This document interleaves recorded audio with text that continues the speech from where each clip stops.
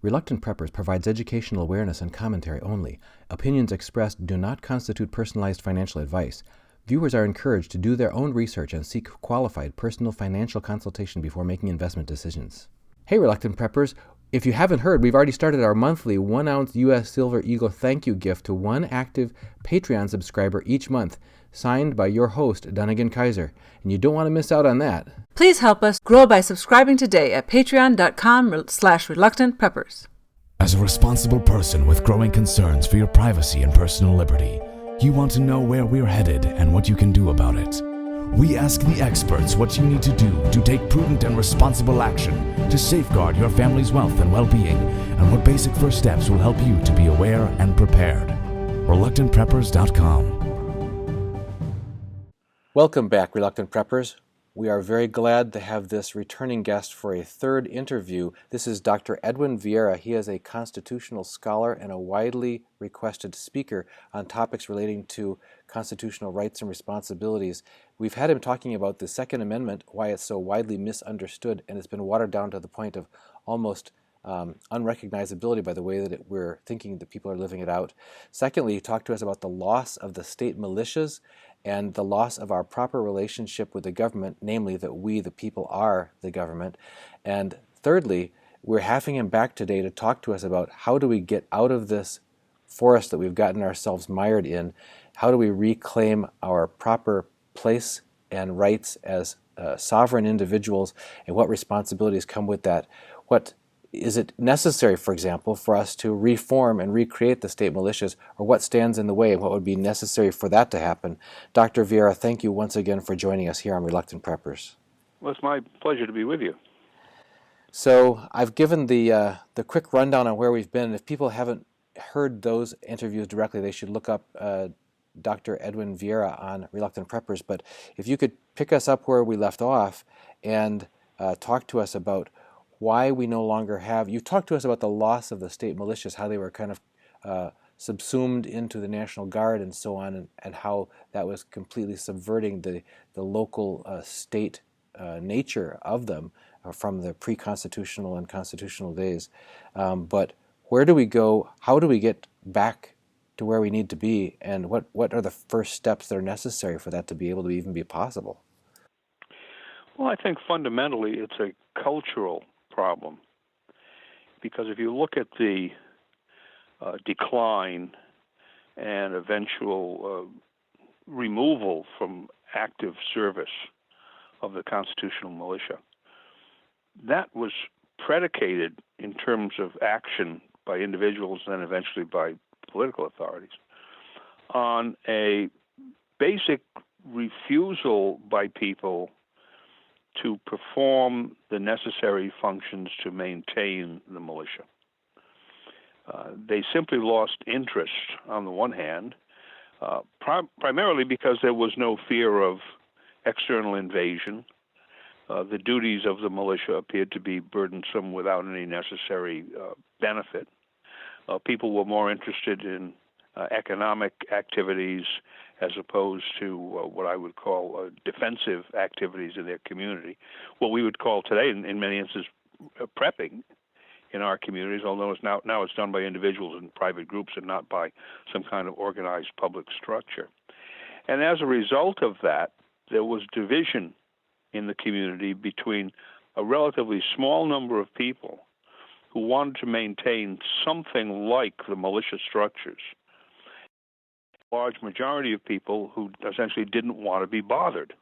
They had other things that they would rather do, and they couldn't see an immediate benefit for themselves in continuing those institutions as they had been in the past. So what happened was people who wanted to participate wanted to maintain a connection ultimately to the regular armed forces.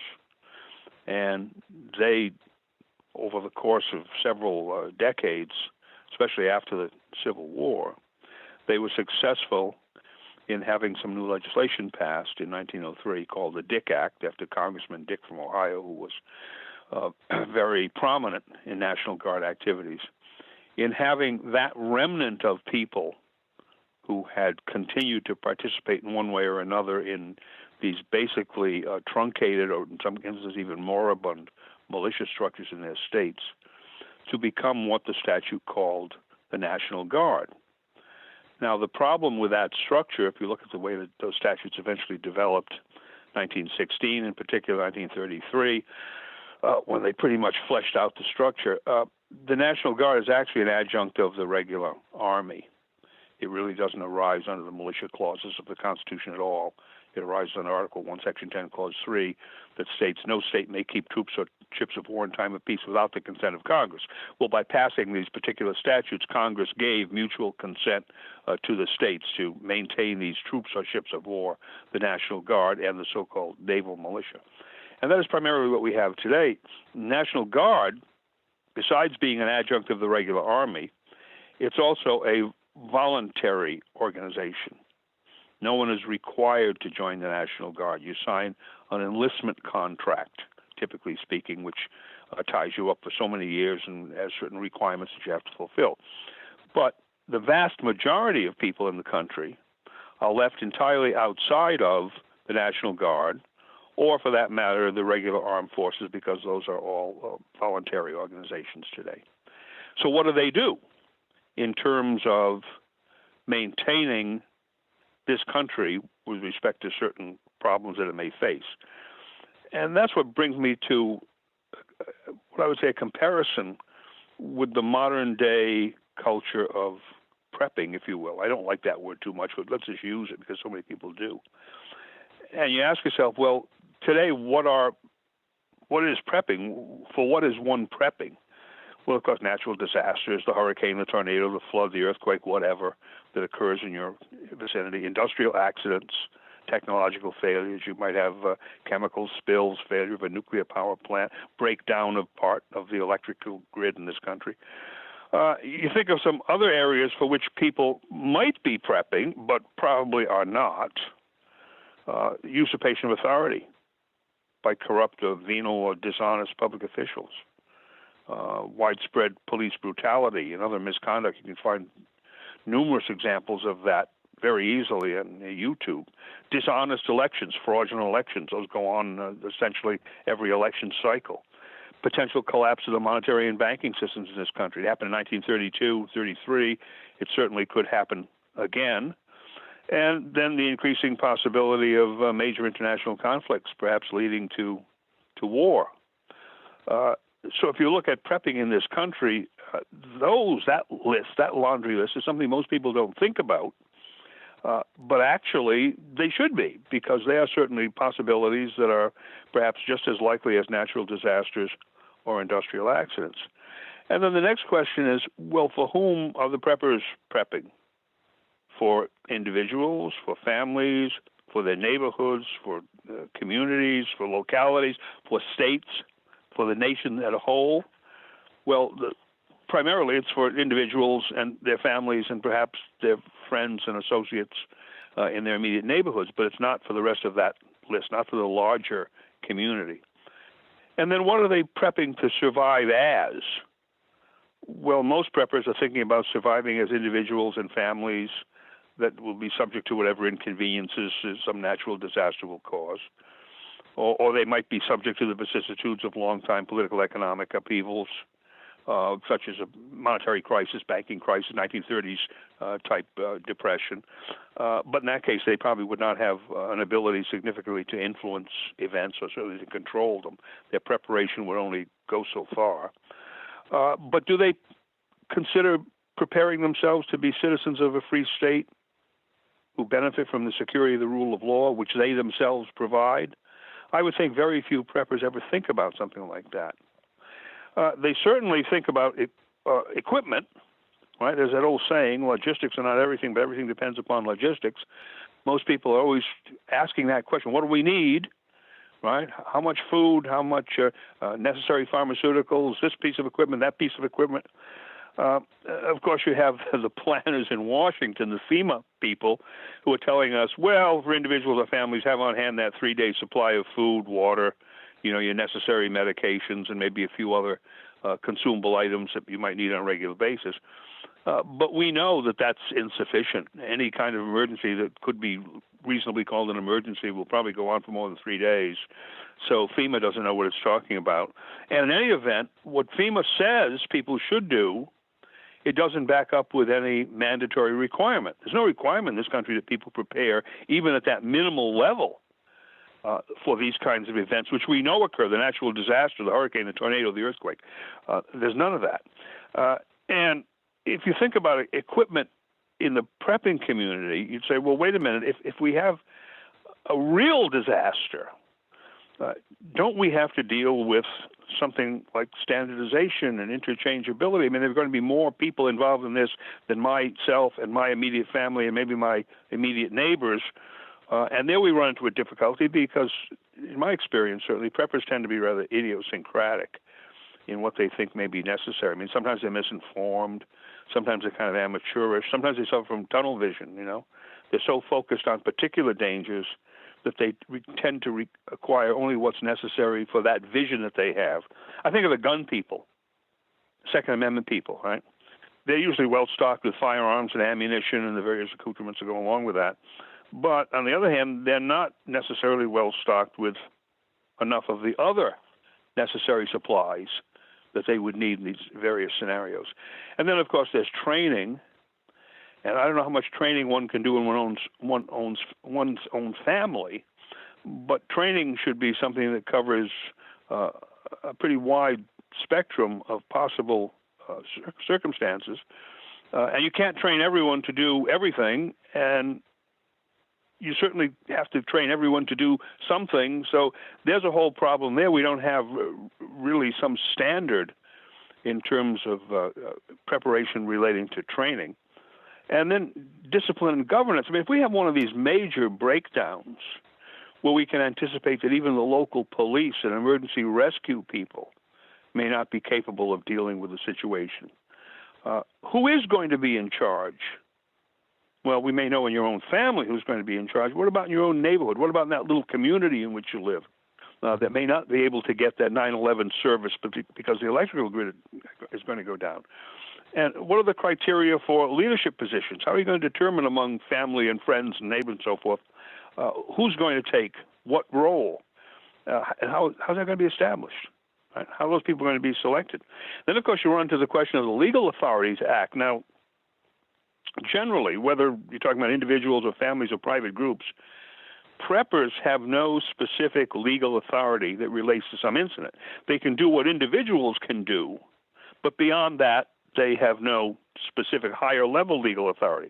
Certainly, they don't exercise any kind of governmental authority over anyone, no matter what the incident may be. But on the other hand, being only individuals, preppers are exposed to governmental intervention at all levels of the federal system, national, state, local, just like everybody else. And I, again, come back to the gun people, the gun rights people in the Second Amendment. And there's a theory that I think is probably popular with a large number of preppers. I'd probably say maybe the majority of preppers, called the individual right theory of the Second Amendment, which is that the purpose of the Second Amendment is to protect individuals with respect to their acquisition and possession and use of arms for the purpose of self-defense against common criminals. Now, sometimes these individual rights people will say, oh, well, yes, also if we had tyranny, we'd be ready to deal with that or something along that line. But basically, their concern is the common criminal who will break into one's home or who will attack someone on the street, and they want the ability to have firearms that will enable them to deal with that kind of a problem, all the way from, the simple-minded revolver up to the so-called assault rifle, the AR-15 type firearm. Now, what the problem with that is, although that seems very alluring, yes, I have this wonderful constitutional right to have a gun, that theory is very susceptible to gun control arguments, namely limiting the arms to which some public officials will exceed, right? Allow people to have a personal self-defense. And in fact, this individual rights theory is really the best excuse for contemporary gun control. Because if you look at modern judicial theory, I deal with this all the time, having been a lawyer for many, many years and writing about this, they've worked out a series of what they call constitutional tests in the courts, which allow for the judiciary to compromise essentially any individual right within the Bill of Rights under what they call the compelling state interest and least restrictive alternative standards. And what that means is if some regulation comes along, even banning a whole class of firearms, as they did in Maryland, as they've done in New York and Connecticut and Massachusetts and maybe some other places in the country, the court will look at that and say, well, is there a compelling governmental interest for doing this? Oh, yes, public safety or some vapid generality like that. And is this the least restrictive alternative? Oh, yes, it is, because although we've banned this huge category of guns over here on the right, we've left people free to acquire guns from this smaller category over here on the left. So in Maryland, for instance, you can't possess an AR Type 15 rifle, and that case went all the way up to the Fourth Circuit Court of Appeals, Federal Court of Appeals there, and they held, well, that's all right because people can still obtain handguns. Although in some circumstances, obviously, handguns would not be sufficient, and you would need an AR-15 type rifle or some kind of rifle, AK-47, whatever, one of those rifles that they call assault firearms. And these tests apply because the contest is between the individual and the government. It's the individual over here who wants to acquire this firearm. It's the government on the other side that wants to stop him from doing it through some regulation. Now, in contrast, even if these tests were valid between individuals and the government, which I don't believe they are, all right, the militia are not susceptible to the limitations of that type because the militia are themselves integral parts of the government. Their existence, their structures, their authority, their responsibilities set out and guaranteed in the Constitution. And it's a basic principle of constitutional law that one part of the Constitution cannot be set against another part of the Constitution, all right? Congress cannot pass statutes limiting the power of the president. The president cannot take actions limiting the power of the courts. The courts and the president and Congress cannot take actions limiting the power of the militia. I mean, we can go on around in that circle, all right? So even if it were upheld by the courts in certain instances, this individual right that, say, the National Rifle Association is so enamored of, it really doesn't guarantee a well-regulated militia or any kind of militia. In fact, it doesn't even guarantee an individual right in the sense of your being able to acquire and possess and hold and use and so forth particular types of firearms. That's always up for grabs depending upon what some gun control group can convince a legislature to do. So I look at all of this and I say, all right, the only institutions which can deal effectively with each and every one of these dire possibilities, that laundry list from natural disasters all the way down to, usurpation and tyranny, is in fact the militia structures. And why is that? Well, because the militia structures are the ultimate prepper institutions. They organize everyone. They train everyone. They govern in some way the entire structure so everyone knows who's in charge of what. They provide equipment, or at least require people to provide themselves with suitable equipment. And if properly structured, and there were the correct level of vigilance and intelligence, they could deal with everything from the natural disaster all the way down to the corrupt politician attempting to gain unconstitutional authority for himself. And that's why we don't have these institutions today, all right? For the last of those reasons, because the corrupt political class and the people behind them that pull their strings don't want the American people to be organized in militia structures. They don't want to have this vast countervailing power to what they want to do in state capitals or in Washington, D.C.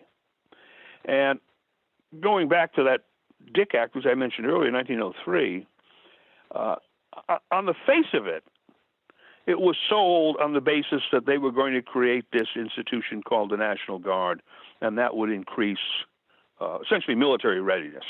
I think it was understood by everyone at that time the real goal was to create a large reserve component for the regular army, because the regular army then was very small. Remember, the Spanish-American War was fought with, less than 20,000 regular troops and then volunteers like Teddy Roosevelt and the Rough Riders and so forth. The regular army was probably the smallest army in the entire world of advanced nations.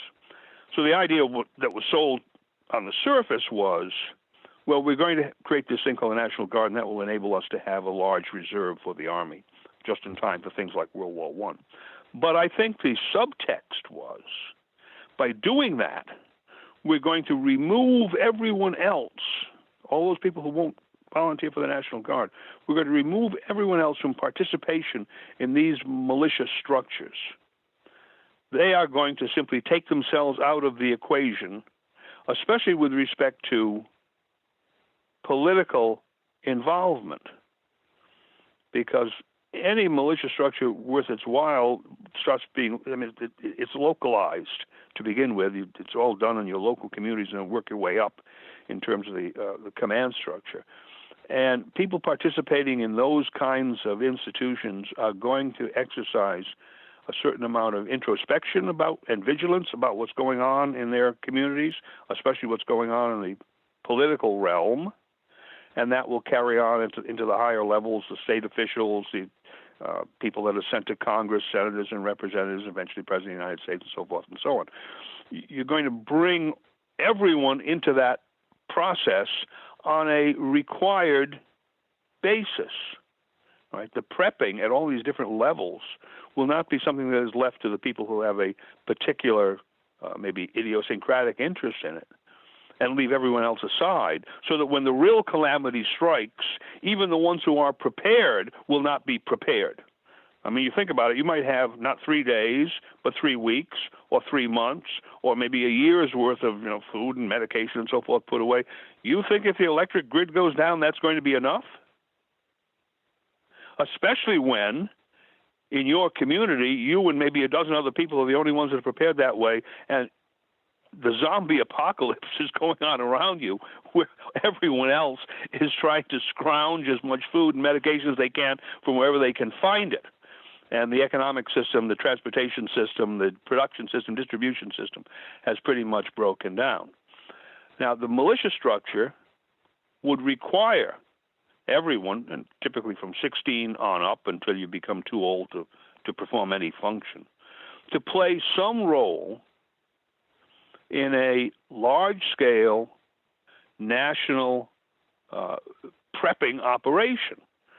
And I say national because it starts at the local level, works its way up because Congress has the constitutional authority to call forth the militia for various national purposes.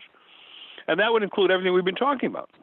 It would include everything from the natural disaster scenario, which is obvious, the industrial accident scenario, which is obvious, all the way through these other things which don't seem so obvious to preppers, but should be obvious. Who is going to supervise honest elections? Well, elections are held in your local precinct, and your local precinct will probably have 2 or 3 militia companies organized, right? They'll all know each other because they've been coming to meetings on a regular basis, engaging in training exercises on a regular basis. It's going to be impossible if it's done correctly, and it wouldn't be very difficult to do, to have a dishonest election. That would be absolutely precluded, right? You think of widespread unpunished police brutality, other misconduct. Well, if you reinstituted the militia, the police would actually become a subset of the militia. There is no constitutional basis for any police function in this country. I can tell you that right now. You won't find the word police in the Constitution of the United States. This was pretty much an invention, actually in the early 1800s, 1820s or so, in the big cities, precisely for the reason that they weren't using the militia properly. I mean, what is the first authority and responsibility of the militia set out in the Constitution of the United States? Article 1, Section 8, Clause 15, Congress has the power to provide for calling forth the militia to execute the laws of the Union, and the militia being the militia of the states, to execute the laws of the states under their various state militia laws. Well, executing the laws of the Union, that's what the police do. Right? It's an executive function. They go and they look for people who are breaking the law, they arrest them, they bring them before the prosecutors, and then the judicial system takes over, right? So if you looked at just at that, you would say, wait a minute, what are all these police agencies we have throughout the country? Local, county, state police, for instance, and the various armed agents, sub-agencies of the bureaucracies in Washington. What's the constitutional basis for those? Well, there's none. They were just invented, right? And it's interesting that they were invented excluding the vast mass of people, right? They don't draw from people in their community by draft, for instance, say, well, you're going to serve a year as a policeman. Oh, no, these are professionals, these are mercenaries that are hired. And they answer to whom? Well, to the political class. They don't answer to the police. Excuse me, they don't answer to the people directly or even indirectly. And that's why you see this police misconduct if it gets past the internal affairs unit, right, where they say it's perfectly all right. They were following policy when they shot that person 16 times in the back of the head, right? They were following policy. It goes to the prosecutors, and the prosecutors don't prosecute, right? And where are the people left here? Well, they're out of the equation entirely. Right? The elite has set this thing up to perform its own functions, and of course, it's a back-scratching operation where one hand scratches the back of the other person. So you look at something as esoteric in a sense as the fragility of our present monetary and banking system, and the possibility that we could very well see something along the lines of hyperinflation in this country. I mean, Venezuela is kind of a good example. Extremely rich country. They bring in a few people who don't understand how to run a government economically, and they go right into hyperinflation. What's the value of the Brazilian currency now? Right, it's asymptotically approaching zero. And that's happened all over the world. It's difficult to believe that our system with it's not the $1 trillion or the true $1 trillion of the immediate national debt. It's the over $200 trillion of the unfunded liabilities. $200 trillion. They can't pay off the national debt, a couple of trillion. How are they going to pay off 200+ trillion? It's an impossibility. So it's not unlikely that you're going to see this kind of event, a hyperinflationary event. Well, if you were preparing for that, you would say, oh, I have to get some other kind of money in my hands. Or if you were preparing for that on a political level, national level, or state level, you say we need to put in some kind of alternative currency system so that we are prepared for the possible hyperinflationary destruction of the Federal Reserve System. And I've written a number of papers, published a number of papers on this, exactly how that could be done through the militia. Exactly how it could be done through the militia. And it would be a gradual process. It wouldn't have to take place in one day or 1 week or even 1 year. It would be slow and sure, so that you would have economic gradualism. There wouldn't be some rapid break that might itself cause an economic crisis. But the militia structure could be used for that, and primarily because the militia structure would bring in everyone on a required basis, right? If you're a member of the militia, there are things that you are going to be required to do. You are going to be required, in some instances, to be a prepper. And that organization, training, equipment, and so forth and so on. So if I were someone who were, and I guess to some extent I am, a prepper of that ideological mindset and really practical mindset, I would say, okay, if what I want to do here ultimately is not simply protect myself and my immediate family and maybe some of the friends and whatever that we have in our local community. If I want as my ultimate goal to prevent the breakdown of our Republican form of government in this country and the imposition of some kind of martial law, oppressive police state regime that would come into play if we did have hyperinflation or some other economic crisis of that kind, how would I go about doing that? Well, I couldn't go about doing that individually. I couldn't go about doing that even convincing members of my immediate family and some of my friends.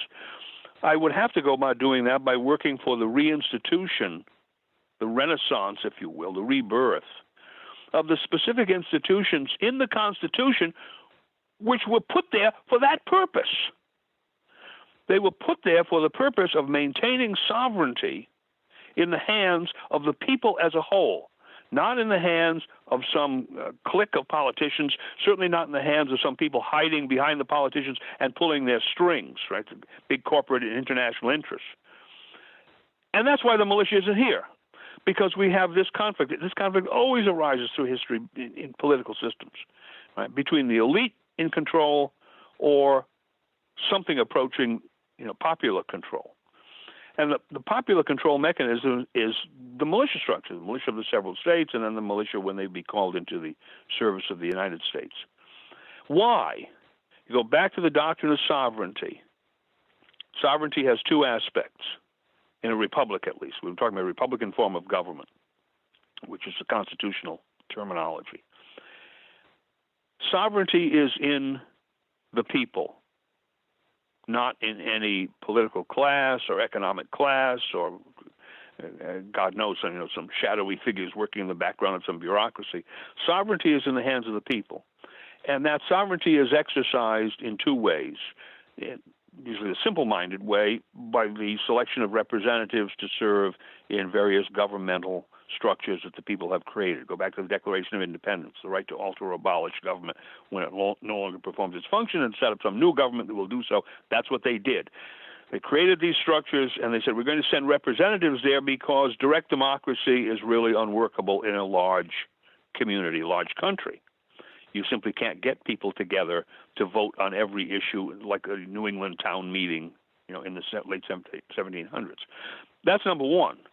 But underlying that is the question of force or power.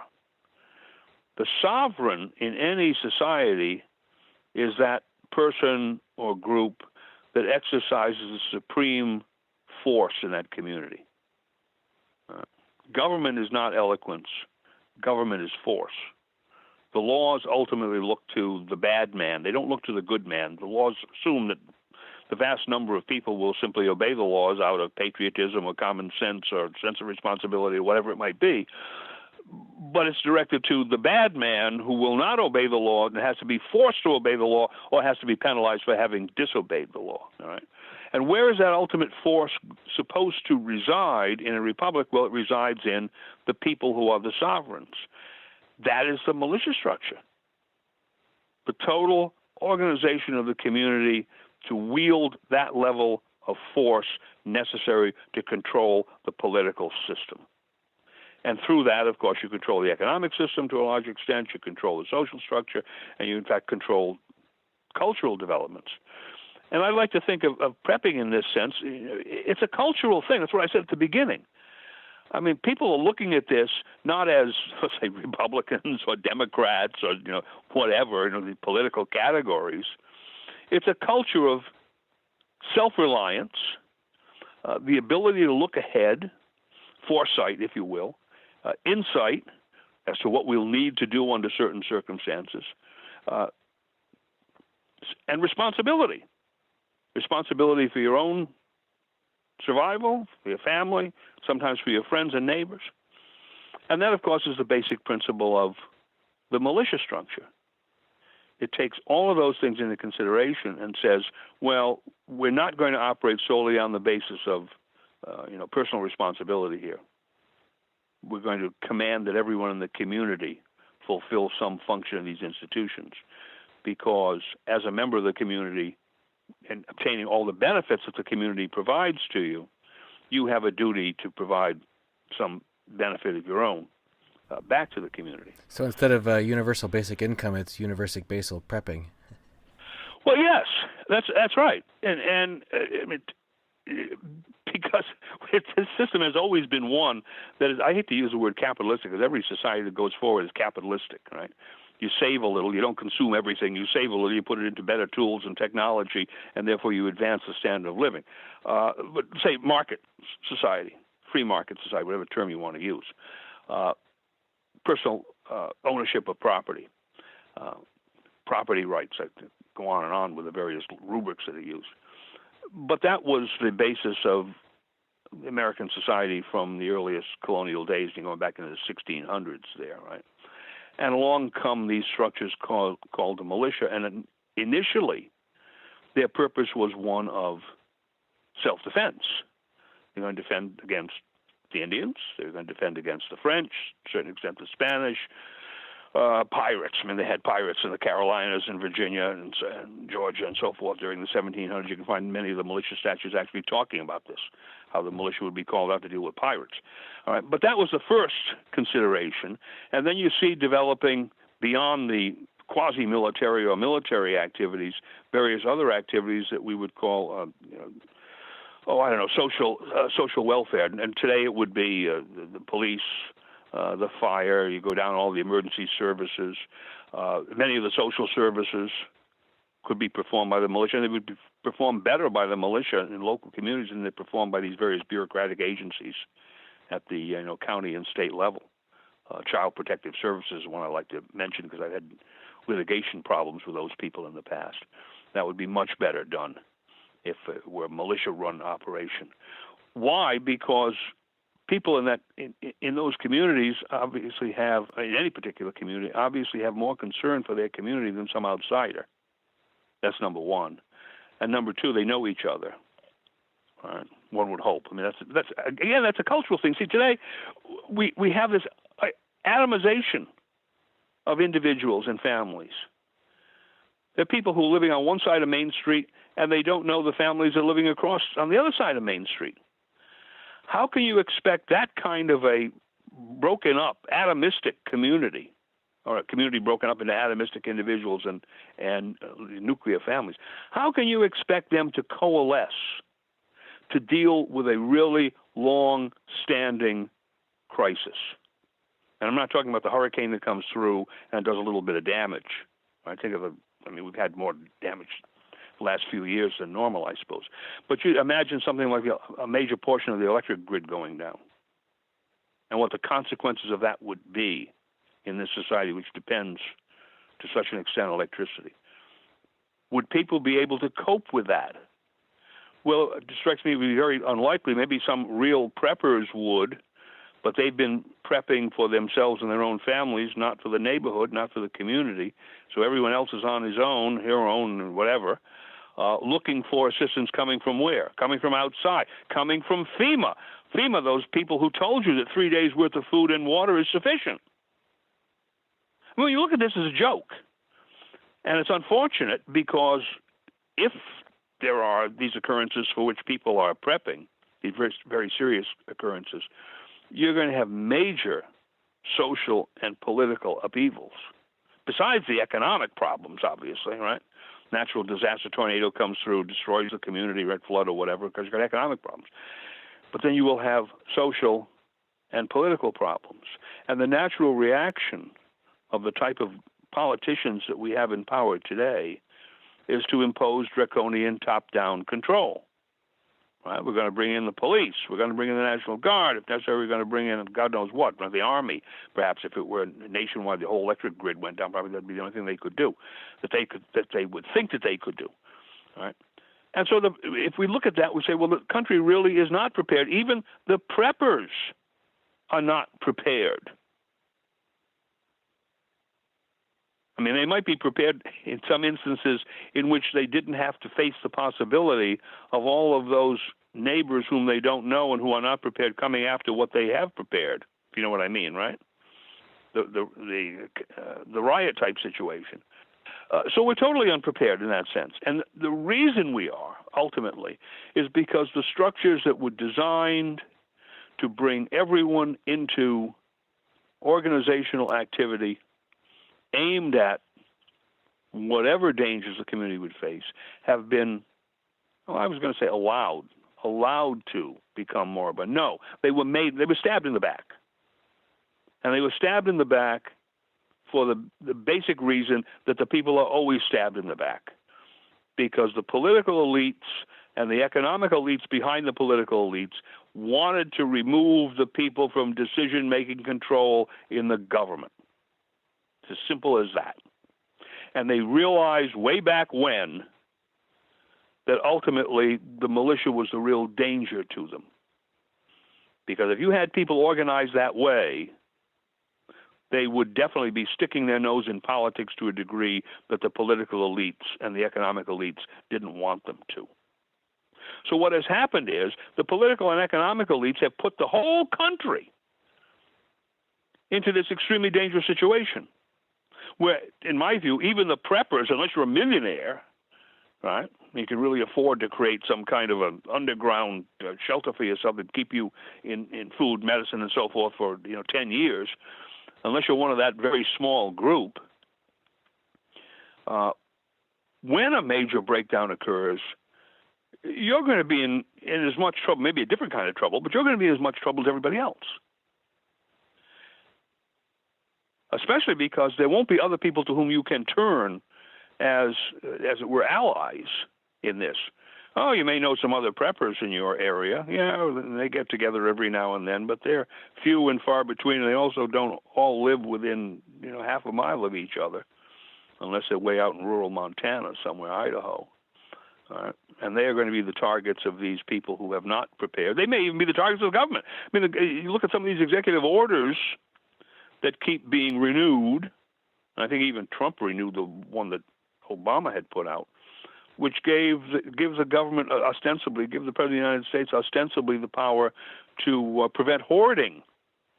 So he could issue some kind of directive saying, well, if you have more than so many pounds of sugar or whatever it is, you have to turn that in at the firehouse or the local school or something within so many days, or there will be criminal penalties, and we'll come around and send the police around or whatever, SWAT teams around, and they may actually have, lists of people whom they suspect or know are real preppers, and they will be, of course, the first targets. So you start thinking about this and say, well, what am I preparing for? And the answer is we're preparing for chaos because it's a chaotic situation. And the only way that we're ever going to be prepared, and it will take a while to do it, unfortunately, because the level of unpreparedness is so great, is to return to the constitutional structure. And that could be done on a fairly, I won't say easy basis. It'll take a lot of effort. Because, number one, you have, as I say, a cultural problem. You have education. The vast majority of people to whom I have ever talked, when I start talking about the militia, they have no conception of what I'm talking about. I mean, I really have to start at ground zero and work my way up. That word tends to bring to mind, in the average citizen's perspective, a bunch of guys running around the woods in camouflage outfits with AK-47 rifles, practicing military tactics. And that's about, today it would be like 10% or 15% of what militia would do. Those are the people who would be like 18 to 26 years old in the militia. They'd be doing that so that they would have some basic training along those lines. They could, as the original militia did, they could cooperate with the regular armed forces if we had invasions or we had insurrections of a large enough size that required that kind of response. And then from 26, to 35, there'd be something else people would do. And then from 35 to 45, there'd be something else people would do. By the time you get to 50 to 60 years old, well, you're at the highest level. You might be in the planning stages, or you might be doing administrative work, or what have you. But everyone would have some particular function, depending on their age and education and particular abilities. And so we would have covered as much as possible all of the bases for essentially any kind of reasonably imaginable, let's not talk about space alien invasions or whatever, but reasonably imaginable crises that could occur. You would have large numbers of people actually prepared in terms of having equipment and knowing how to use it. You would have people who were meeting on a regular basis to review political, economic, and social events in their own communities, especially the political ones, because they would be the people who would be controlling the elections, make sure that the elections were being conducted honestly and fairly and so forth and so on. And that would raise the level of political discourse in this country by,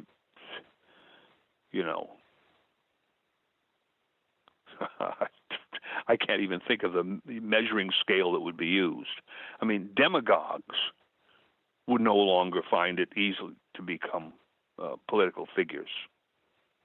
People would not be paying as much attention to Hollywood celebrities with respect to political issues. The media would not have as much of effect. People wouldn't need to listen to some of these loudmouths in the media because they would be meeting on a regular basis in their militia structures and discussing these matters face to face among themselves. So I wrote a book some time back which is called Constitutional Homeland Security. And it's available on Amazon. It's about the only way you can get books distributed these days. And it discusses some of the background material that we've been talking about. But then it turns in the second half of the book to, well, what are you going to do about this? And the basic theme is, well, you need to get together with people and begin to educate them where you live, because those are the people in a crisis that you will be depending upon immediately, one would hope. You don't want to wait for FEMA to show up in a major crisis. Maybe they won't. Probably they won't, right?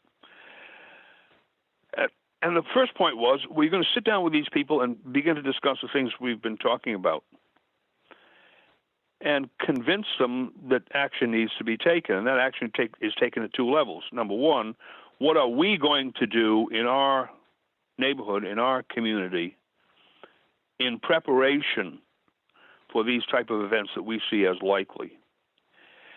That we can then take to our county officials and our state officials, maybe our town or our city if we're in one of those jurisdictions, and say, look, we in our little group have worked out what needs to be done here with respect to this problem or that problem or that problem. And we've actually held some discussions, and we've what I call sand table exercises with this. And this is something that, and we worked out a little program, and this is something that the county government should adopt. Or this is something the town should adopt, or take it all the way to the state level. This is something the state level should adopt. Or something the sheriff's department might do in raising people in a... I mean, many sheriffs around the country have the ability to raise what they call a posse comitatus. And they can bring essentially volunteers in. And if they had money in the sheriff's budget, they could actually pay these people. And they would train in various areas to work with the regular sheriff's deputies. Now, FEMA has something like this that they've set up called the CERT teams, Community Emergency Response Teams. And they are volunteer groups of people who will back up the 9/11 emergency responders, the firefighters, and so forth. Search and rescue if you're in an area where that may be a problem. But once again, those are very small operations, and they're entirely voluntary. But what it tends to show is that what I put in this book is precisely what these bureaucrats, in a sense, they understand the need for this. You don't have to be terribly intelligent to realize, wait a minute, we can't solve these problems unless we have people on large scale, organized, trained, equipped, and so forth and so on. So along comes FEMA, and FEMA is working within this bureaucratic top-down structure and saying, all right, well, we're going to give this kind of training, and we're going to give this kind of, well, they hand out brochures and so forth, so on the CERT people. And we'll pay a certain amount so you can get a little bit of equipment here and there. But when you look at it, you say, how many people are actually involved in this? It's a minuscule percentage of the population. If you look at the number of preppers who were involved, that's certainly, I think, a larger number than the people who were involved in FEMA-related citizens' activities. But the preppers are divorced from, as it were, the governmental involvement. Right? If you're with a CERT team or the equivalent in whatever jurisdiction, you're actually working with public officials in the fire departments, emergency rescue, and so forth and so on. Right? So there's a direct connection there. So you see, I look at this and I say it's kind of like a Frankenstein's monster they've created. On the one hand, they have these little groups ultimately tied into FEMA in Washington, but they are very small. They are volunteers. They don't get very much equipment. They don't get very much budgeting. On the other hand, you have the preppers who are much better prepared, have thought through many of these things in a much more systematic fashion and are really committed to doing it. But they have no governmental authority. They're just individuals that happen to have stockpiled equipment and have done some training on their own, in their own communities or in their own homes. The militia structure puts these two things together. It puts everyone into the capacity of the prepper in some way or other. At different stages in his or her life, they would be doing different things, obviously. And it gives them real governmental authority.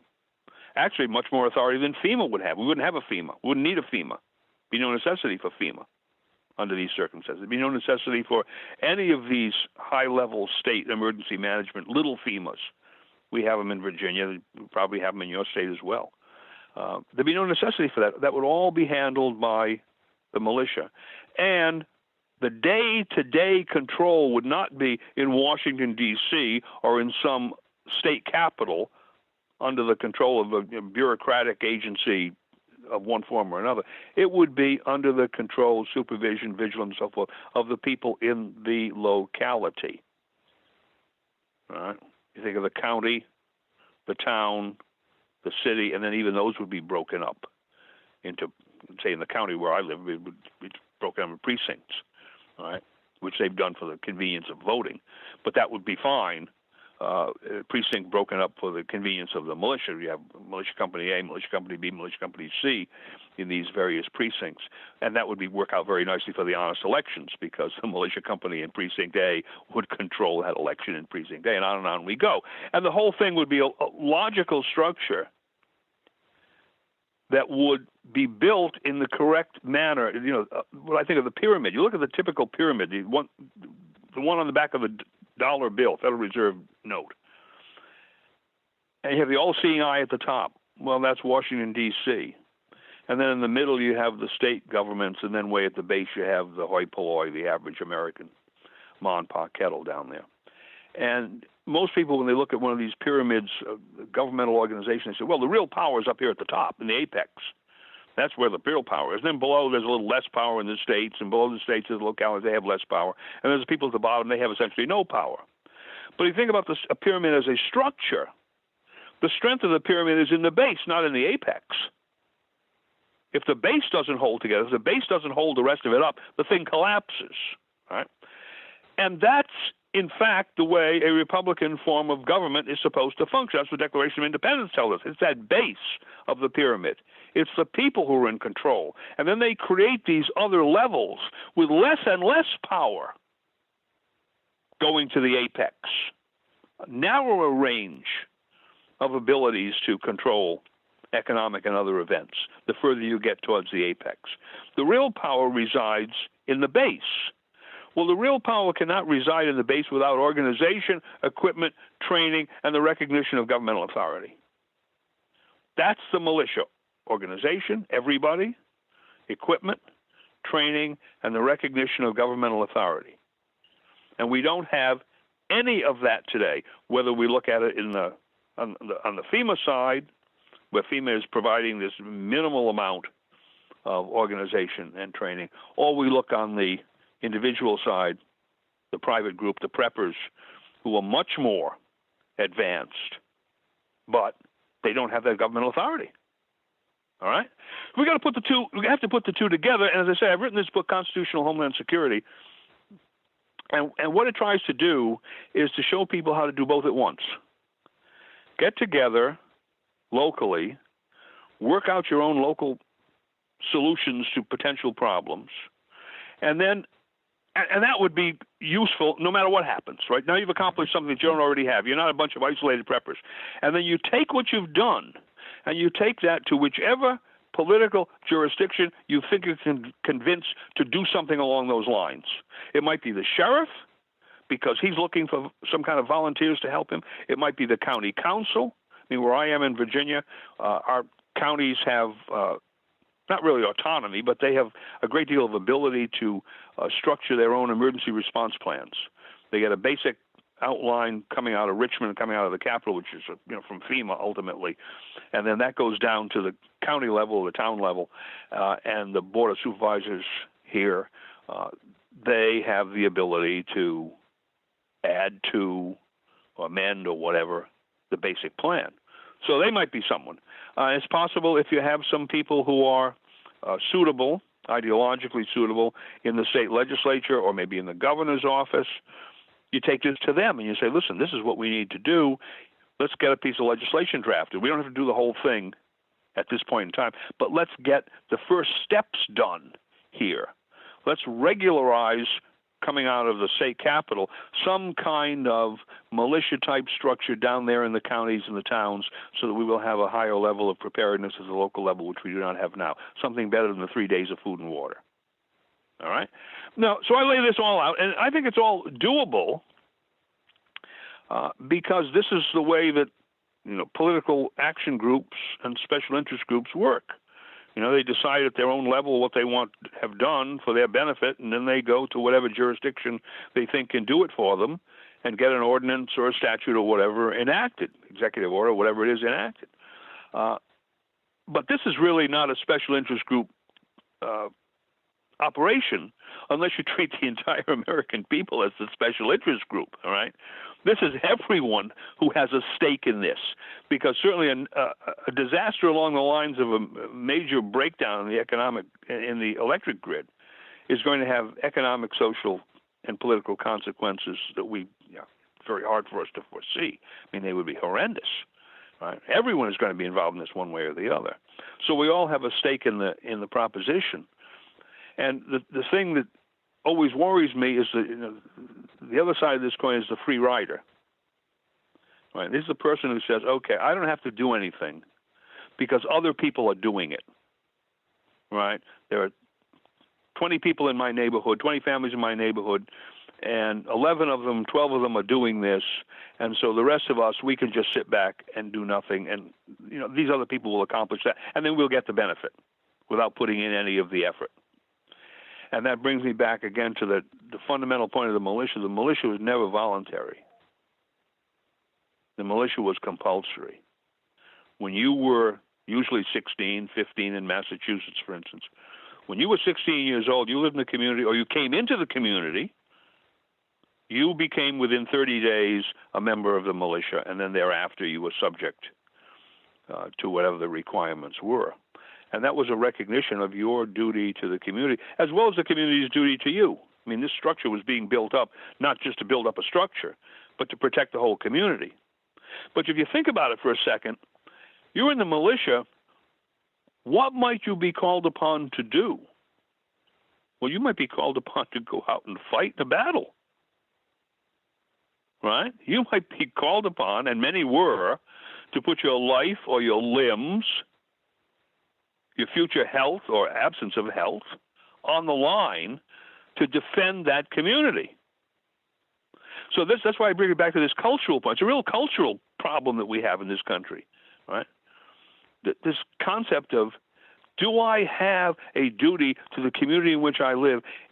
That duty necessitated by the desire to maintain this community in a certain, according to a certain set of political, economic, social, and cultural criteria. I want to live in this kind of a community, and assume the vast majority of it. We want to live in this kind of a community.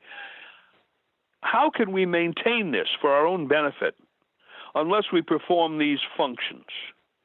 And how are we assured that we are going to perform these functions unless we make it mandatory? And how are we going to make it mandatory unless it is a governmental program? Right? It's not like joining the Elks Club, the Elks Lodge, right? It's mandatory. And that's the militia. The militia recognizes this. If we're going to maintain our communities and defense of our communities from all of these potential dangers, subversion, and so forth and so on, we all have to participate in some way, probably throughout our active lives to a certain extent. And in order to be sure that that's going to be done, and we don't have a lot of free riders and shirkers and people that are hiding in the bushes while someone else is doing the heavy lifting, we have to make it mandatory. There we go. Prepping being a mandatory act. And I'll tell you, if you don't do that, if that isn't done in this country, I would suspect in my lifetime, I'm going to see one of these major crises occur, simply because of the fragility of the economic system. And you've got, look at the Federal Reserve structure generating the so-called dollar. They're not really dollars, the Federal Reserve notes. That's another question. And that's the international or so-called world reserve currency, the currency in which oil has been priced for a long time, the currency in which this final settlement and all sorts of trade relations. And now you're seeing the Chinese and the Russians and some other minor countries looking at that system and saying, that's not to our benefit. In fact, it's to our detriment to continue using the dollar as a world reserve currency. Well, what happens when the Chinese and the Russians, enough of them take action, and the dollar is no longer the world reserve currency, or at least its use is drastically reduced. Well, you're going to see a radical decrease in the purchasing power of dollars. You're going to see an inflationary event like you've never seen before. All of those dollars that were being used overseas because they were a reserve currency will now come flooding back into this country, which is the only place in the world where they're legal tender. Now, when that happens, given the huge amount of governmental debt at every level, not just in Washington, D.C., but various state governments have fantastic levels of debt, and pension guarantees that they can't pay and so forth and so on. It's just unbelievable. As I said, over $200 trillion of this unfunded liabilities. What's the economic consequence going to be? It'll be something we've never seen before. It'll make the Depression look like good times. Depression of the 30s looked like good times. And you had a tremendous amount of unrest in the Depression of the 1930s. Now, it never led to real societal breakdown or political extremism of the European variety. But that, I think, was because most Americans were more civil, if you know what I mean. We didn't have the fantastic amount of disruption that we have today, divisiveness that we have today. A large amount of the country was semi-rural or rural, so they weren't affected quite as much as people in the large cities. That's not true anymore. Right? So if we had an event even as bad, a banking event, even as bad as the one that occurred in 32 and 33, the economic and social and political consequences would be an order of magnitude at least worse than that. And now we have a society, I would bet, that is less able to fend for itself, the average person, the average family, less able to fend for itself now than it was then. So you increase the scale of the crisis, you decrease the ability of the average person to deal with the crisis, and what's the consequence? Well, they'll turn to strong-arm government. Get us out of it. Bail us out of this somehow. Washington, D.C., Richmond, Virginia, Boston, Massachusetts, bail us out of this somehow. And we'll do whatever you say if you'll just supply us with bread, if you know what I mean, all right? And maybe a circus or two, but certainly the bread, right? Just do that for us. Look at what they were willing to put up with after the Boston Marathon bombing. Go back and look at the level of real police state activity that occurred that day. Some fabulous little videos showing these SWAT team guys just breaking into homes and hauling the people out of those homes with their hands up as if they would looked like something out of World War II. American troops entering Germany in World War II. This was on the streets of Boston, Massachusetts. Wasn't Massachusetts the state, the colony, that really started the War of Independence? Wasn't that Boston the city that couldn't put up with General Gage and his redcoats, but they could put up with this kind of police state activity that came right out of 1984?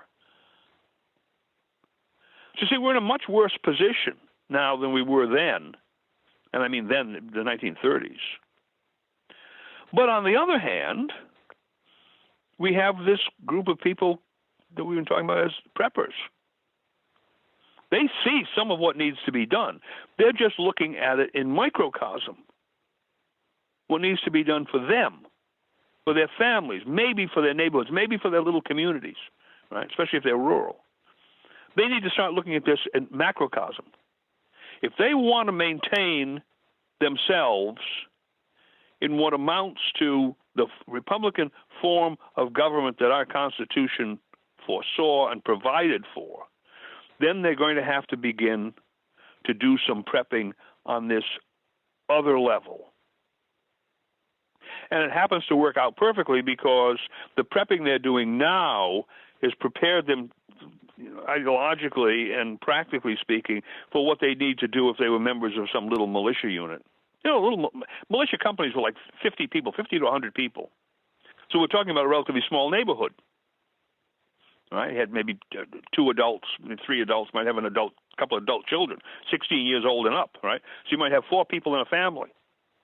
today in a particular residential area. So it wouldn't be too hard to get 50 to 100 people into a militia unit. Right? And what the preppers are doing is they're thinking about what needs to be done from the point of view of equipment and certain amount of training, minimal amount of organization. And all they need to do is expand that.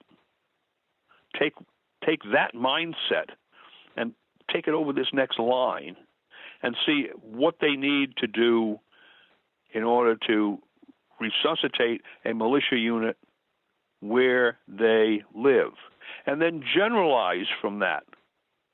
So if you lived in the county where I live, we're a semi-rural county, we'd come up with a certain plan. This is how our militia units should look. This is what they should do. This is the basic training they should have in addition to whatever really basic training would come out at the state level, right? And so we come up with a little plan for that. Now that plan is going to work for us no matter what anybody else does. We will now have organized 50 to 100 people instead of the 5 people we had in my family, or 6 people I have in my family, right? We now have 100 people organized. And that's going to function in one of these disasters, no matter what the next town down the road does, no matter what the state capital does, no matter what FEMA does.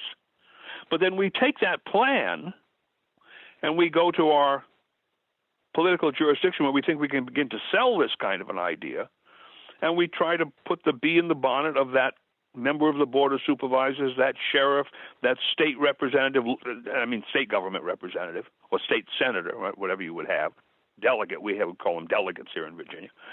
So that idea will get to the state capitol, and maybe we'll be able to get some piece of legislation that will be useful. And we build up from this. And my point in constitutional Homeland Security is, well, the thing you're doing at the foundational level is going to be immediately beneficial to you. It's something you don't have now, even if you are a prepper, unless you're living in rural Idaho and there's one of these communities where 6 or 7 families, that type of thing. So that type of work is immediately beneficial to you, and it probably be something that you can sell at the local level to somebody. Here in Virginia, where I am, we have a CERT team, and the problem is we don't have enough people. We have very few people, and we don't have a great deal of funding as a rural community. But if we could get more people organized to begin with, and that we go to the Board of Supervisors and say, look, this is something we've already done. We've figured out how to do this, and we can do this 10 times better than these CERT things that you're getting out of FEMA in Richmond and FEMA in Washington, D.C. And what we want you to do, County Board of Supervisors, we want you to put an addendum on the County Emergency Management Plan that regularizes what we're doing, that makes these units that we're creating part of the plan, so that we now have what kind of authority? Governmental authority, right? We're not just some private citizens doing this. We're part of the plan of that jurisdiction. And then we sell that to the next county. We sell that to the next county. After we sold to 4 or 5 counties, we sell it to the state capital. And even if we can't sell it to the state capital, or even if we can't sell it to the 2 adjoining counties, we have it in our own county, which is more than we have now. And looking at the problems that face us, we're going to need a lot more than we have now. That's for sure. Especially when I talk to the gun people. Oh yeah, I've got 2 AR-15s. I got 10,000 rounds of ammunition. I go to the range every such and such. I say, yeah, but are you prepared for this? Are you prepared for that? I mean, we can talk about all these scenarios where you might use a gun, but what about the scenarios where you're not going to use a gun? Do you have any training? Have you gone out and gotten minimal first aid training? Right? Can you use an automatic electronic defibrillator? If someone has a heart attack, do you have access to one? What have you done? And the answer is, well, I don't know. Blah, blah, blah. You get that kind of deer in the headlights and mumbling response.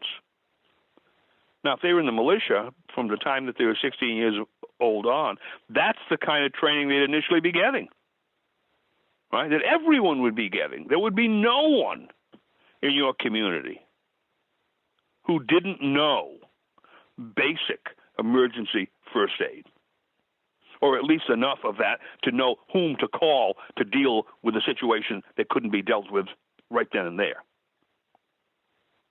right? And that's in my mind, that's the real problem here. We have people who are out there prepping in one sense or another, and they become what I would say over-specialized.